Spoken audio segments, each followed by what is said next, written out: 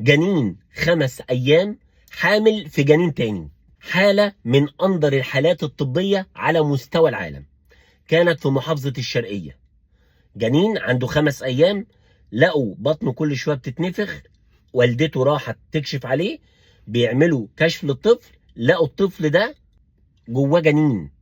الطفل او الجنين ابو 5 ايام جواه جنين.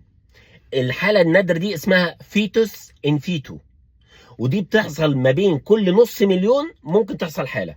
ولكن الخبر الحلو ان الحمد لله رب العالمين ان العملية ديت اتعملت، واستخرجوا الجنين اللي جوه الجنين ده، والطفل اللي هو الجنين اللي بقى 5 ايام ده طبعا استنوا لحد يكون عنده 15 يوم، وبقت الحمد لله رب العالمين صحته كويسة.